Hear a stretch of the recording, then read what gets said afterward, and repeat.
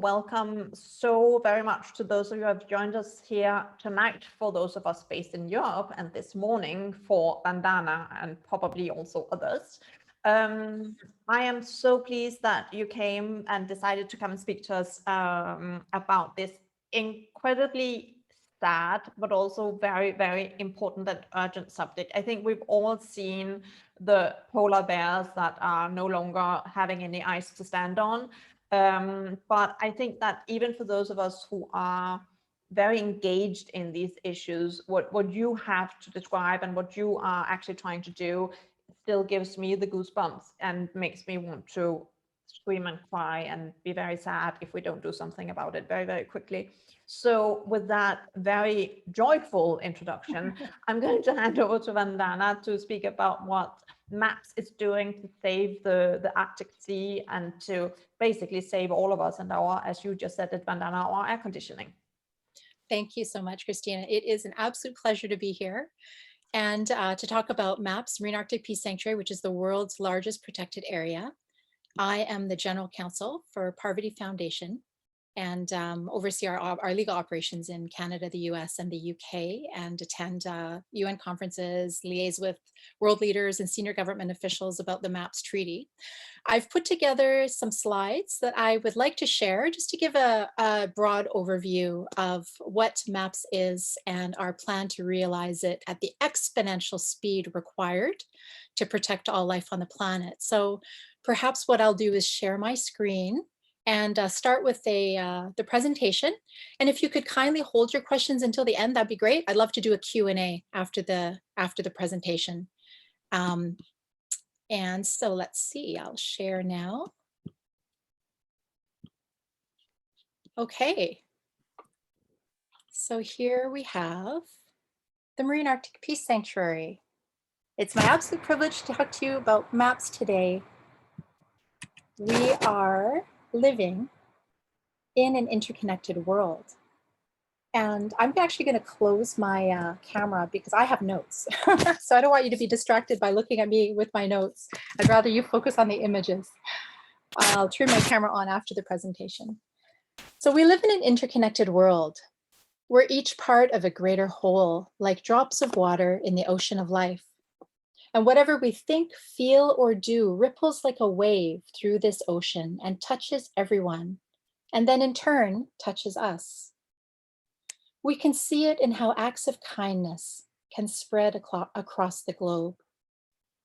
And we can also see it in how a cough in one part of the world has now changed daily life everywhere on the planet. If you've been feeling that something is terribly wrong with our world, you're not alone, and you're not wrong. People everywhere are beginning to sense a deeper problem with our shared home. We can feel it in the rising floods, the raging fires, and the disappearing lands.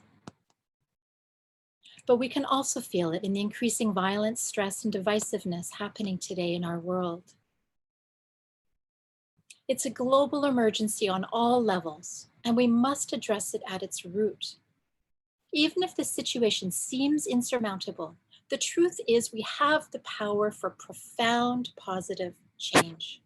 And that's what the presentation is about. For centuries, we used to believe that the Earth was flat. Eventually, we came to understand the truth that it's actually round. It's time now that we see things even more clearly. We in our world exist within a vast and intelligent whole. And when we understand the power we have, because we're interconnected, we can change the world for good. Here's someone who understands this and is catalyzing the reawakening of our collective potential. This is Parvati.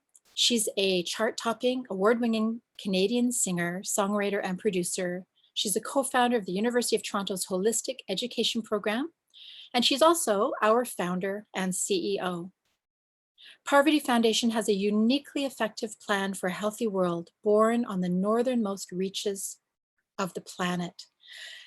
The following may sound like fiction, but I witnessed these events firsthand, and I can tell you that what I'm about to share is a true story. During an unusually hot summer in Toronto, Parvati was about to do a concert tour in Asia, but she kept having a dream of lying on ice while a blue whale swam below. She told her music manager the whale was calling her to the North Pole, and she insisted that they postpone her tour so she could travel to the top of the world to raise awareness of the melting sea ice. And just 3 weeks later, she was in a remote village in the high Arctic on her way to the North Pole. That's where 2 Inuit elders greeted Parvati and said, "You're the one who's come to do healing for the planet. We knew you were coming because the whale told us."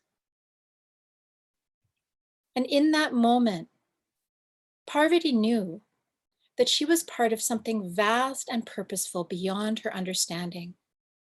We are all interconnected, and nature's intelligence works through us if we're willing to listen.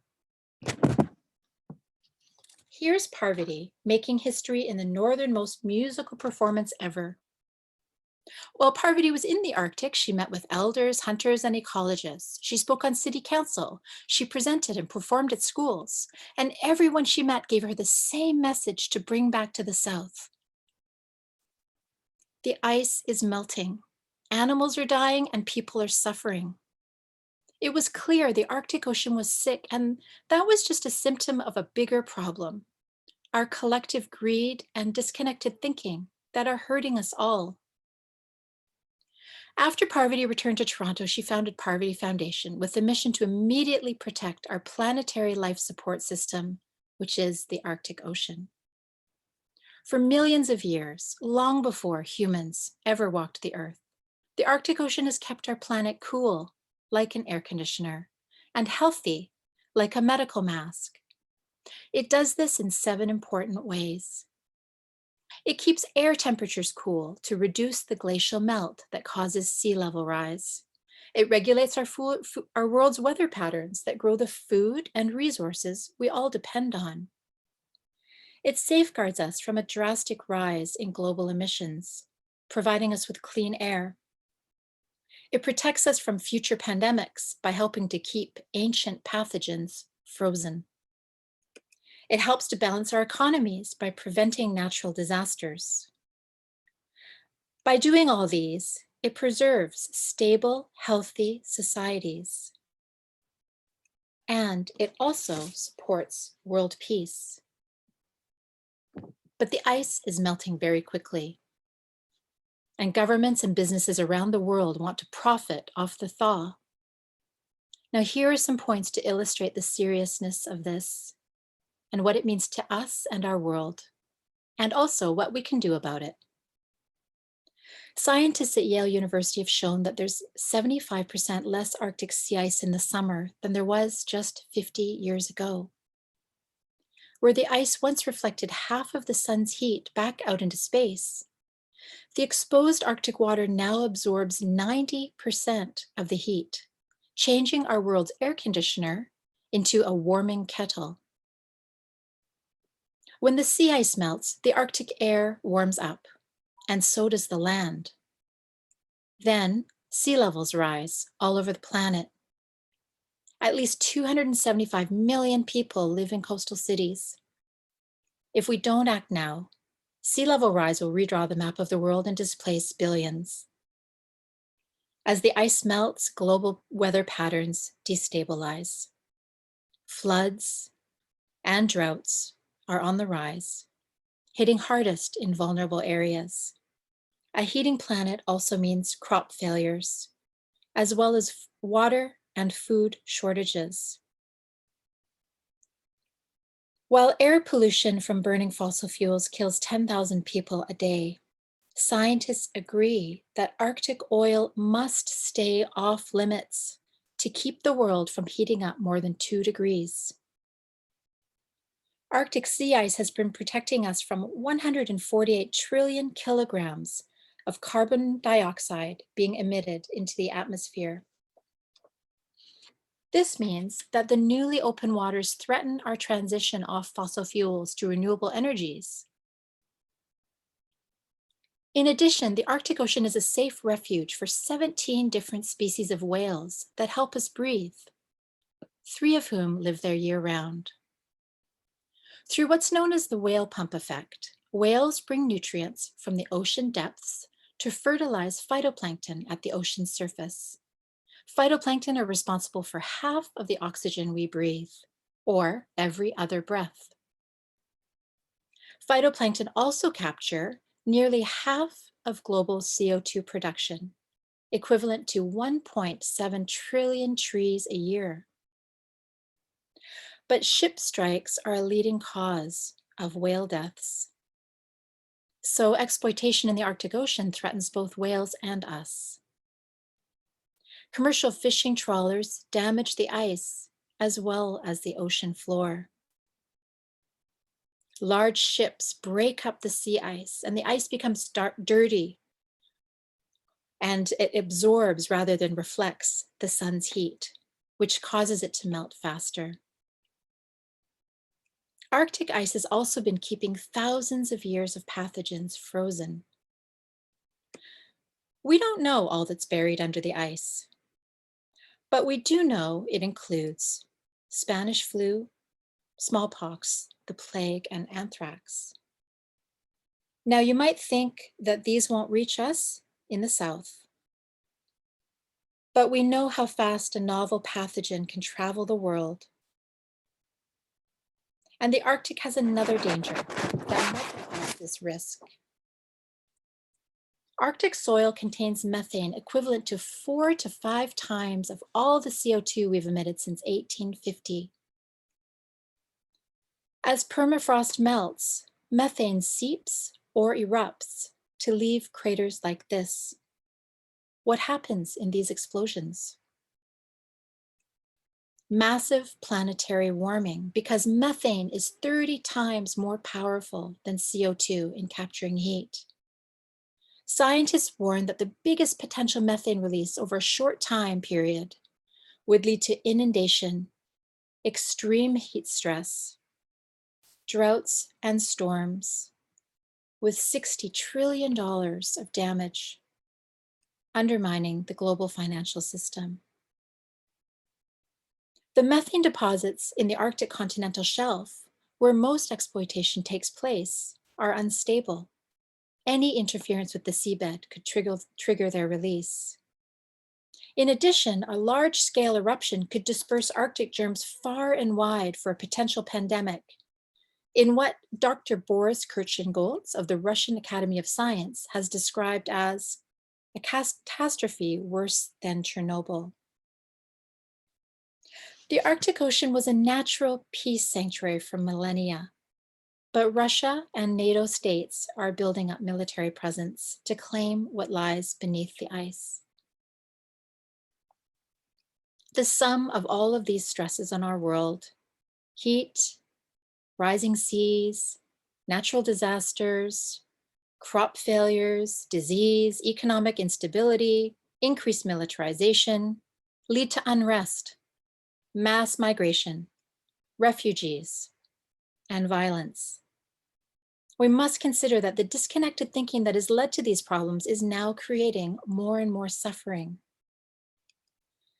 The Arctic Ocean's ice is melting because we've been focused on short-term individual gain rather than long-term collective good. We're not separate islands, but drops of water within an ocean. When we lose sight of the whole, our world gets sick, and so do we. Scientists affirm what the indigenous elders Parvati met already knew.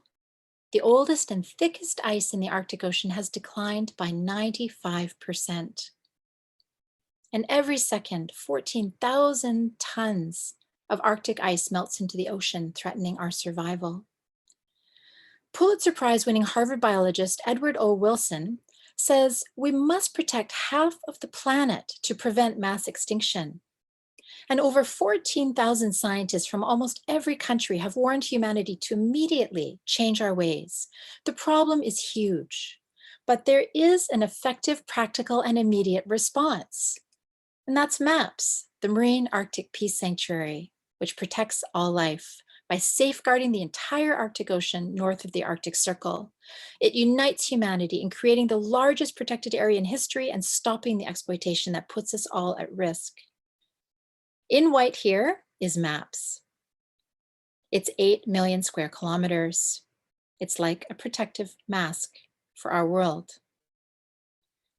With a single initiative, MAPS supports almost every UN Sustainable Development Goal. So how are we realizing MAPS? We are inspiring action through mass education, for immediate conservation. And we're doing this through government acceleration, grassroots empowerment, and global activation. To realize MAPS, we need to update the UN Convention on the Law of the Sea, which allows all of the harmful activities that I've just described to take place in the Arctic Ocean. We created the MAPS Treaty. We translated it into the 6 official languages of the UN, given it to all UN member states, and it will enter into force with the signatures of 99 world leaders. We've brought the MAPS Treaty to every conference of the party since Paris in 2015, and we will be in Glasgow this year at COP26. As they see their countries sinking, the prime ministers of Samoa and the Cook Islands have already signed the treaty. They know we need MAPS now. Ivo de Boer, former executive secretary to the UN Convention on Climate Change, has said, MAPS is the only sane choice for the critically vulnerable Arctic ecosystem for the sake of our seas, our atmosphere, and all life. Governments act when people demand change, so we have petition and letter writing campaigns. And our volunteer team and allies are growing worldwide. We created a MAPS rally structure that people implemented all over the world, and especially in Africa, thanks to Darcy Boulanger, who was one of our initial members of Poverty Foundation and our director of strategic initiatives. Tragically, Darcy died in 2019 aboard the Ethiopian Airlines flight on his way to represent MAPS at the UNEA in Nairobi. But he had already inspired youth contingents across Africa to rally for MAPS. And although these youth are far from the Arctic Ocean, they can feel its importance in their own lives. But grassroots activism and the United Nations take time. Time we don't have. So how do we protect all life quickly? As Albert Einstein said, a new type of thinking is essential if mankind is to survive and move towards higher levels. These are unprecedented times, and unprecedented times require courage, bold action, and innovation. Parvati, having returned from the North Pole, was still moved by the dream of the whale and acutely aware of our interconnection. She knew that helping the world remember our interconnection is the way to create a healthy future for all. She told her team, when we understand that we are all connected, we can't harm, because to do so would be to hurt ourselves and all life. James Gustav Speth, who's the co-founder of the National Resources Defense Council, says, I used to think that the top environmental problems were biodiversity loss, ecosystem collapse, and climate change. But I was wrong. The top environmental problems are selfishness, greed, and apathy. And to deal with those, we need a cultural transformation. The actions of the one affect the whole. There is no such thing as someone else's problem. To effectively address the root cause of the multiple humanitarian and ecological crises facing us today, we must heal the sense of disconnection from ourselves, from each other, and the world. As the indigenous Arctic elder known as Uncle says, we need to melt the ice in the heart of man if man is to stand a chance. So Parvati Foundation created GEM, Global Education for MAPS, to awaken interconnection.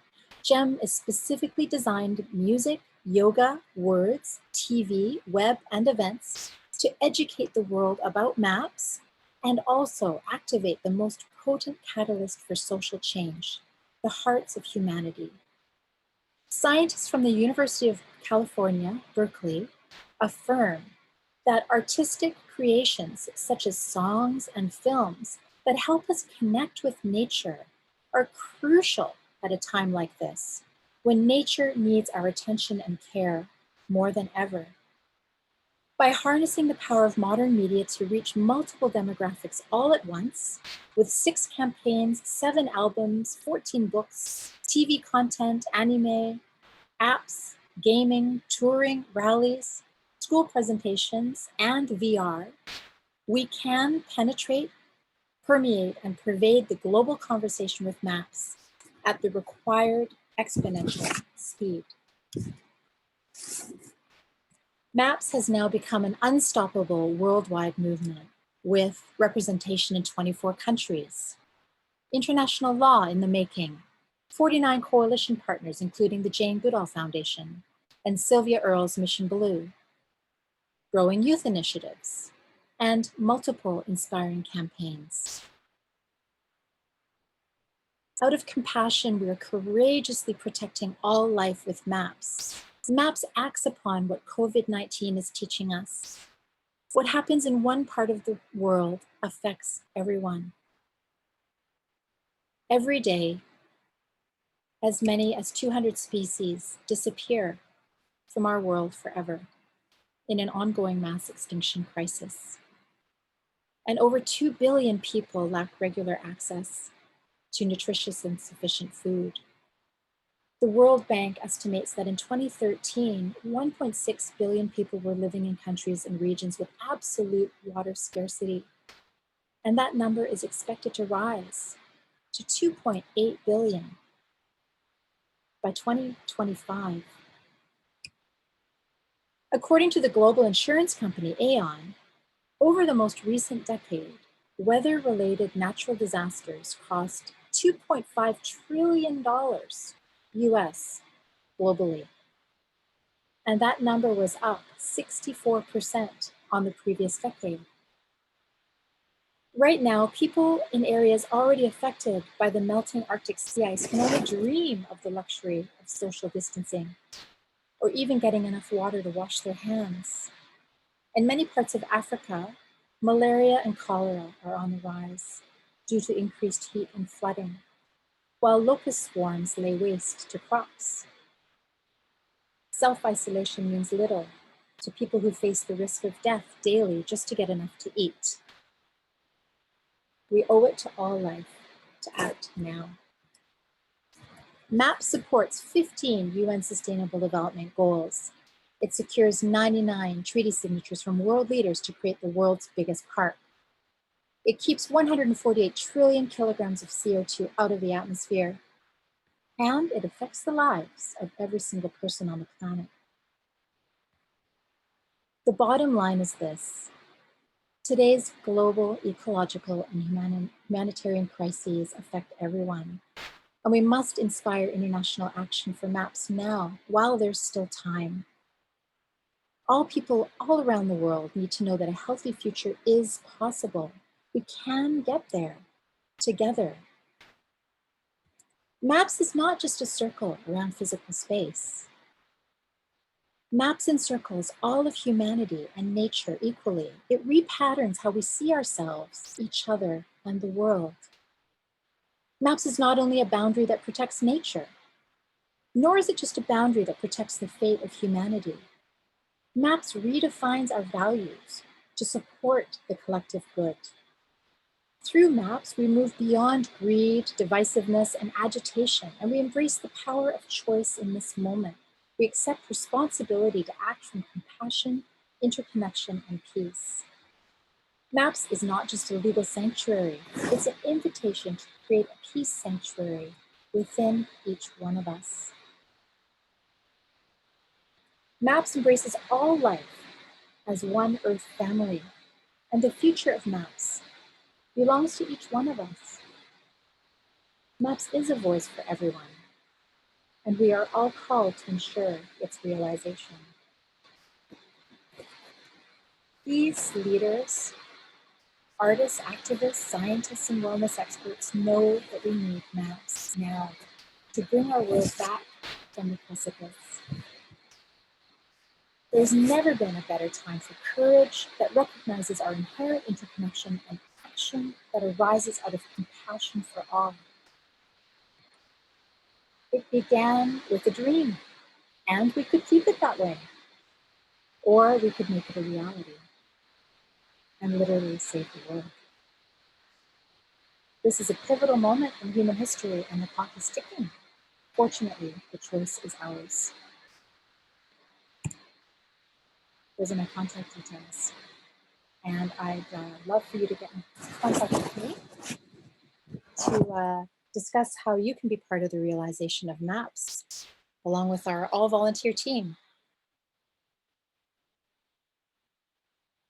So that's the introduction to MAPS. And I'd be very happy to open it up to a conversation or to answer your questions. I have one of my colleagues here from Poverty Foundation, David Stevens, on the call as well. He's raising his hand and waving. So I will stop sharing my screen now and turn my camera back on. Thank you so much, Vandana. I mean, this is obviously very scary business. So I have a few questions, but I'm going to open the floor first to see if anybody else wants to raise a hand. And I mean, you can obviously use the chat, but also feel free to just ask Vandana directly.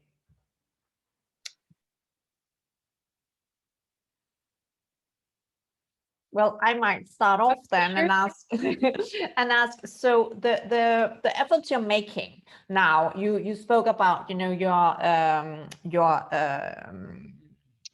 partnerships and that you're now present in 24 countries and the advocacy you're doing with member states or with UN member states.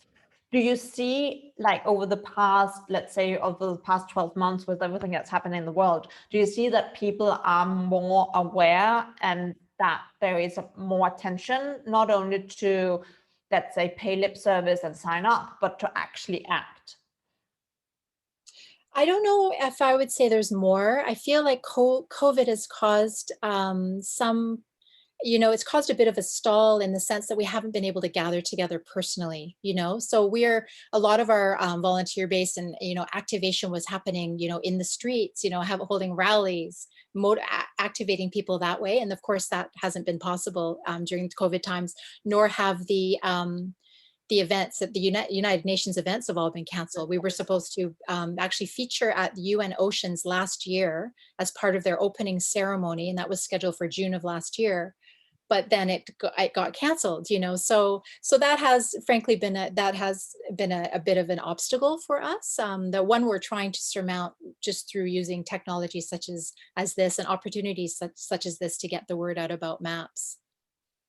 And what about, so I know that for women in sustainable finance, obviously our membership is mostly, not exclusively, but mostly people, women, men working in the finance sector, wanting to transform that into something that is more aligned with their own values, which are much more sustainable. Do you engage with that sector already in how can we further both I want to say the lobbying, the advocacy that a lot of very big companies can potentially do to further the adoption of MAPS, but also in how do you invest better in actually protecting this vast, but also so important area of the world? We have actually just launched on our website something called the Arctic Free Campaign. And if you go to the website, you'll see it featured there. And it is a campaign to engage major corporations all around the world and to get their support to not conduct any kind of business activities in the Arctic Ocean. So we have a team of volunteers actually. We're liaising directly with these companies and letting them know about Arctic Free and getting their commitment, asking for their commitment not to ship or do support any kind of commercial activity in the Arctic Ocean, which does support their investments. Because if we don't have a stable ice sheet in the Arctic Ocean, we don't have a stable global economy. It's that simple.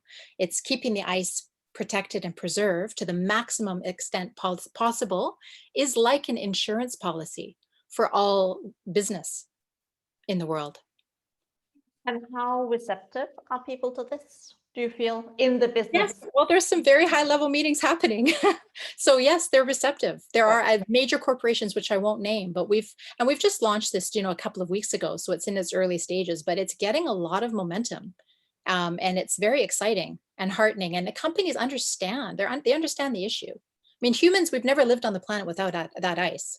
The notion that we would go there and break it up deliberately, it's nonsensical, right? It defies all logic. And so reasonable people are at these companies, and they do understand the urgent necessity of keeping the Arctic Ocean exploitation free. Okay, good. Any questions from the public or any comments? I have a question. So can you hear me? Hi, Michele. Yes. Okay, hi. So it's very interesting. I was actually listening today to a presentation at Swiss Re, and I feel the insurances get it, or at least Swiss Re had the feeling, and there was so I'm wondering if there's any collaboration with insurances on your side. Insurance companies, major insurance companies. Yes. I do believe that our team of volunteers, I'm not actually, this is not a portfolio that I'm working on directly, but our team of volunteers is reaching out to and actually targeting some of these major insurance companies because, and actually David has some, I don't know if you can remember them off the top of your head, but some pretty fascinating statistics about the tremendous loss, insurance losses related to natural disasters that are significant interest to insurance companies. Yes, absolutely. So definitely we feel that the insurance industry is one that's particularly open to backing us, both financially but also just in advocacy terms. And as Vandana mentioned, as we went through that, there was a short quote there that over the last decade, 2.5 trillion is the amount lost to natural disasters.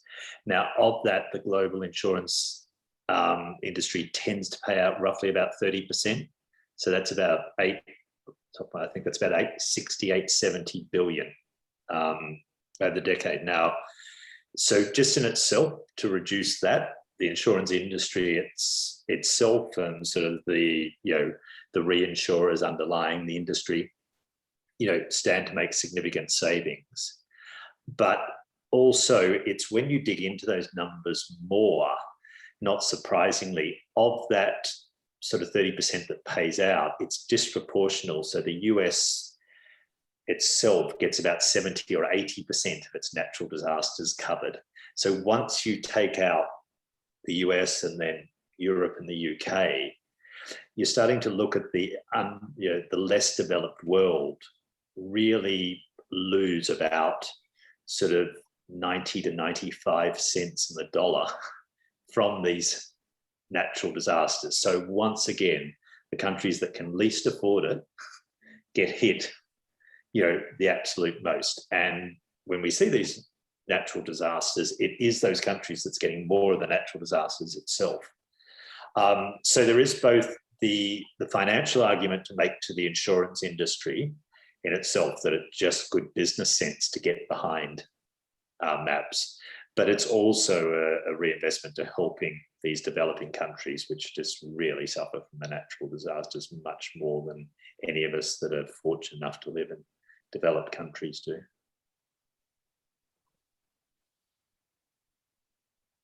Thanks a lot. Michele, do you have anything else? You always have good questions. Let me think. Well, it's just a really like a detail, but I thought that was really interesting to hear about, how viruses and so on are captured in the ice. You mentioned smallpox. Yeah. And that's just really a crazy idea that this could be released. And actually in this same presentation that I heard today, they were talking about the same thing, that, you know, like the last vaccinations for smallpox were like in the 70s. So most people aren't even vaccinated anymore. That's And right. this could be really, really bad for humanity. So I feel like it was just touched very briefly, but if you could maybe elaborate a little bit more on that. Yes, I mean, there's scientific evidence that these viruses are buried in the permafrost. You know, people who died of these diseases, you know, hundreds of years ago in some cases are buried up there, you know, and have been frozen. The viruses have been preserved in the ice, and now the permafrost is melting. And of course, those are the ones that we know about, you know, anthrax, smallpox, the plague. We know that those are there, but there are millennia worth of pathogens frozen in the ice that humanity's never been exposed to ever at any point in time, you know? So that's a huge risk. We just don't know. We actually don't know the extent of the problem if the ice melts and what will be released from that melt. And then of course, combined with, you saw the image of the crater, the methane, these massive methane gas explosions that can disperse these germs far and wide through the air and yes, affect us down where we live here in the south. So it's a potential, I mean, another potential global disaster related to the loss of the ice in the Arctic, the sea ice itself and the permafrost on land.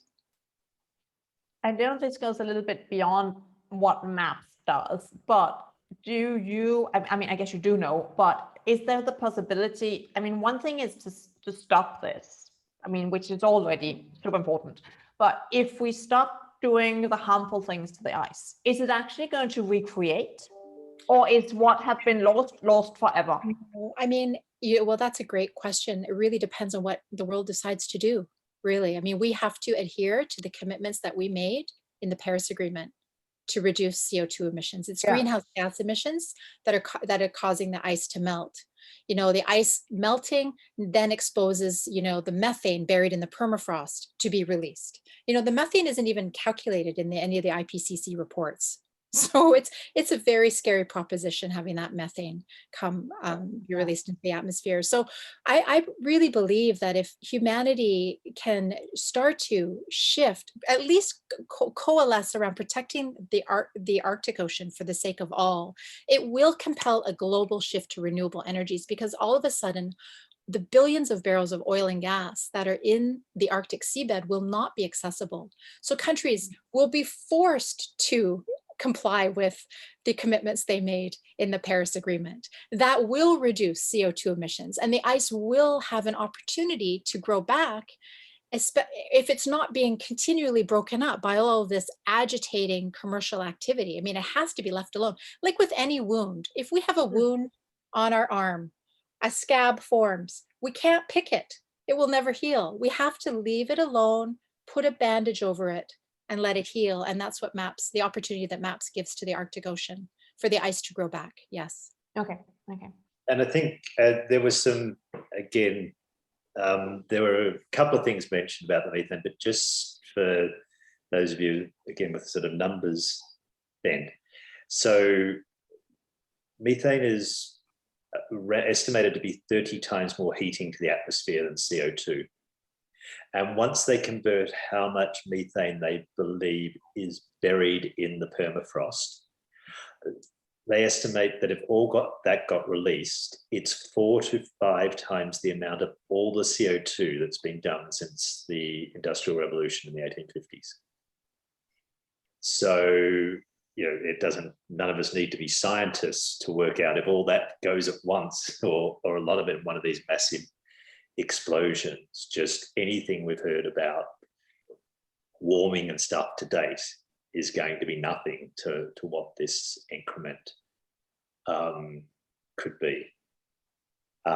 So this, and then as Vandana mentioned, that's before you get to the sort of more traditional sort of carbon fuels that we've been using for so many years that everyone's, you know, trying to get at very quickly. So if you work in the financial sector, as many women and men in women in sustainable finance, we're not only for women, it is all about equality and equity and sustainability.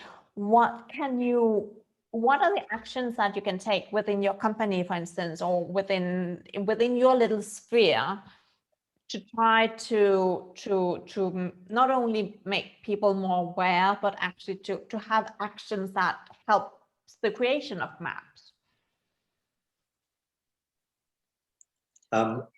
You can take it. I can take it. You go first, and I'll fill in if needed.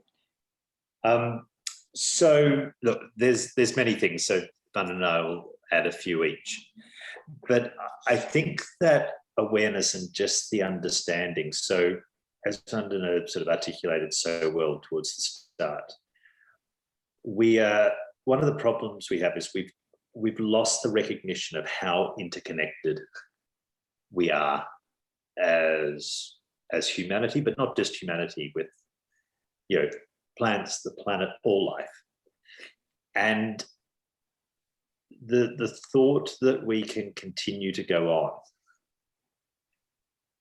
with a narrow focus that, well, we can just do our business, or we can do little bits and it won't affect, the whole, it's just not sustainable. And therefore, in terms of individual investments, it's really digging below, as deep as you can, to find out, companies you're dealing with, partners you're teaming up with, what is the real underlying cause? Are they, as Vandana said with Arctic Free, are these companies that are shipping through the Arctic? Do they have, policies that sound all right on the surface, but don't actually do what they say on the tin? So just that increased awareness of the actions and the understanding is a great start. So Vandana, why don't you throw? Oh yeah, so I would just say a couple of very practical things that companies can do for, to help realize maps. For example, was join the Arctic Free campaign, make a commitment at a corporate level not to engage in any commercial activity in the Arctic Ocean. We also are launching very soon we have a Sign Maps website, but we're redesigning it, and it's going to be going live in the next week or so. And that is an invitation to corporations from around the world to support maps and make maps, make protecting the Arctic Ocean part of their strategic objectives for their company, and help spread awareness. It's part of like our grassroots component to our plan to realize maps. So spread awareness amongst other companies, talk about maps and in presentations, give their employees opportunities to volunteer to help realize maps, and just spread awareness and information about the urgent need to protect the Arctic Ocean in their throughout their networks. You mentioned, David, the companies that ship through. Is it public knowledge, or is it possible, relatively easy to access who is actually operating? Because I think that's also one thing, is that the general, the consumer, one thing that consumers have a very hard time influencing is supply chain, right? Because that's sort of the missing, that certain companies are not necessarily behaving as they should, but supply chain is super difficult to influence, because how do you say, I'm going to boycott you because you're using this supply? How do you even get that information?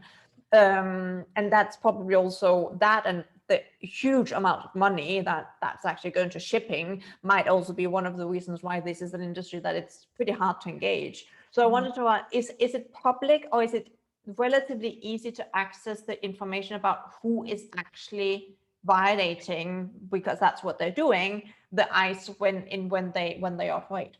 There's actually a really good record of which ships are up in the Arctic Ocean, the names of the vessels, the owners of the vessels. That information is accessible. And which flags they're carrying. So that is particularly along the northern sea route, which is along Russia's coast, which is where most of the shipping is taking place. It's increased actually 430% in the last 3 years. So there's more and more ships traversing that route. And yeah, so that information about the ships themselves is actually, yeah, we have it. So, which is very helpful. Is that something that you're pushing out so that people can find? Because I would guess that that's not something that people can use. I mean, if it's not readily accessible, I think it's very hard for people to actually even contemplate that this is something they need to look into. Well, it is readily accessible. There's a website. It's a public website that has information for sure. And our team of volunteers is reaching out to these companies directly, encouraging them, asking them to stop. Cease and desist. Cease and desist, stop those activities as part of the Arctic Free campaign. Yeah. Interesting. And that might also be something that, as an investor, you're actually interested in that sort of information, but you might not really be aware that this is something you should be interested in, I think. And that's right. That's exactly right. Yeah. And of course, the investor information is much more private, as you know, which the financial backing for these initiatives is not as publicly available.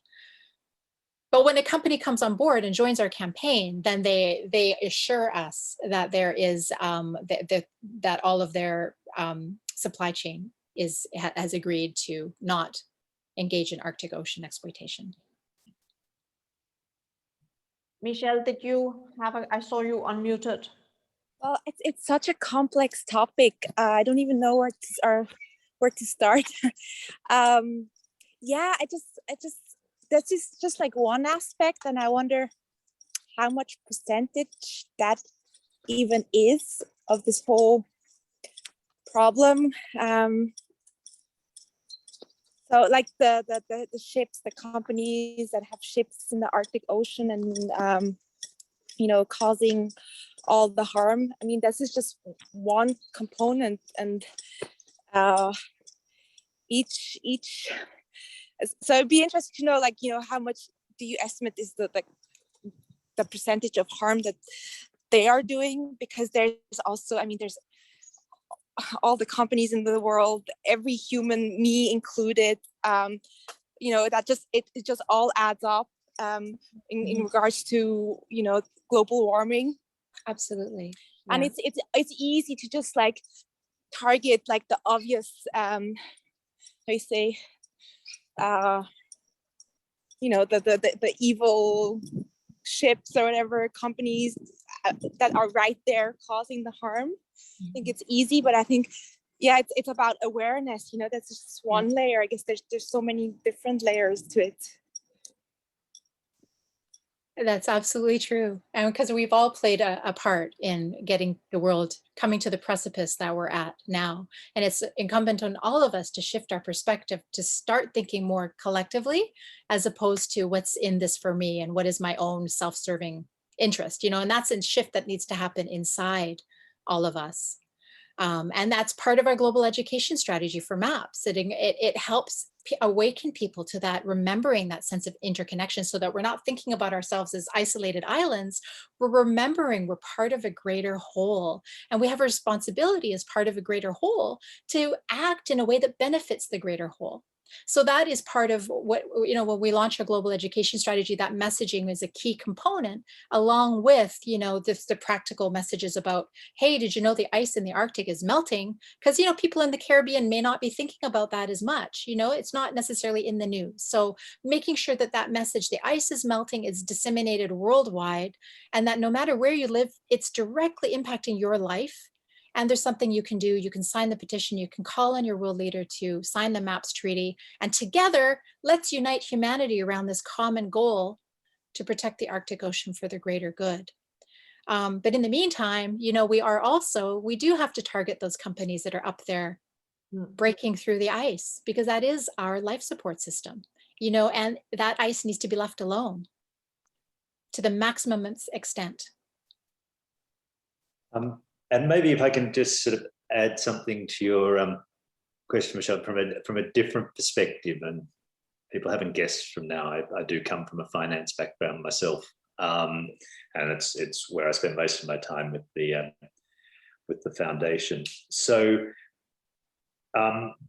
another way to think about this, and the shift in thinking that needs to happen, whether you're a corporation or an individual, is the way our world tends, and you asked whether we can have any form of estimating what this cost is, in totality. We've actually spoken to a number of sort of world-renowned sort of, financial economists, and to try and put the whole number together is basically impossible. I mean, if you think about, so world GDP last year, global GDP, all countries put together, is about just shy of 84, just over 84 trillion US dollars.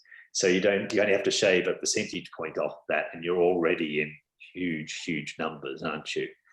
But one of the ways that we do like to articulate it is, unfortunately, when we look at the world's resources, whether they be animal, plant, or whatever, we tend to think of their capacity once we've extracted them from the earth, or unfortunately once we've killed an animal or so forth. And one great example of just how counterintuitive our behavior is in financial terms is if you take the value of a whale.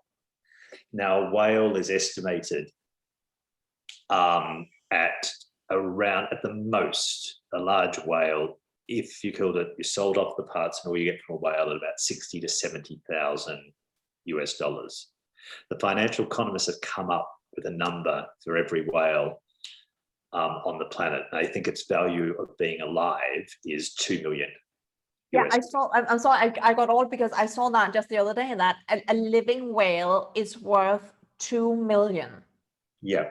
And Yeah. they've done a similar exercise. I mean, whales are obviously, because they're so associated with the Arctic, that's so relevant. It's the one that we look at, but they've done an exercise for an African elephant, and that's a 1.5 or 1.7 or something like that. They've done an exercise for the salt marshes as a land example in the UK, and I can't accurately quote that number off the top of my head, but all of a sudden they go from being almost wasteland to some of the world's most valuable real estate when you start to think about them in their impacts to the to the world as a whole.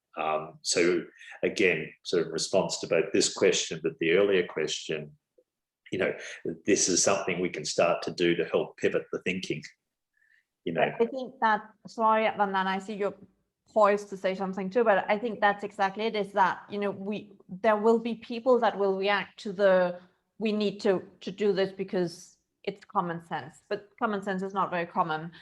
But I think that, it's also true that there will be people that if you say you are a poacher, you just took 1.5 million away from us.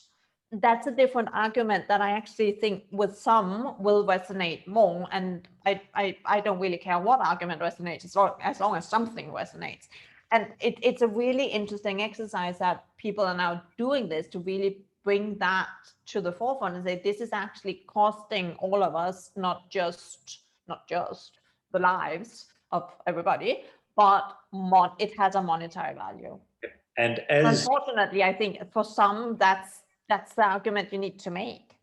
Yeah, and as people, on this call, being a finance group, it is very much that if we could put the numbers down, and if you're analysing the world and the decisions we're making, like you would at a corporate board table or running your own, startup, you would never, ever, ever make the decisions we are making as a global society when you are running a corporate, because you would be out the next day, whether you're the CEO, the CFO, or whatever position you are holding. It is just completely, not only, as you say, a common sense, but if you want to put it from a few financial terms, it's just loss leading behavior that we're involved in, unfortunately. But no one looks at the big enough whole of what we're doing to see that that's how the numbers are working out. We have about 2 minutes left. So I just want to, well, first of all, I really want to thank you on behalf of Women in Sustainable Finance, and also myself personally. I'm really, really happy that you joined us. But I also wanted to ask if you have like a last sentence, or I hope it's going to be a message of hope, but you can decide. I actually ended up yesterday in a webinar saying, well, the world is a horrible place.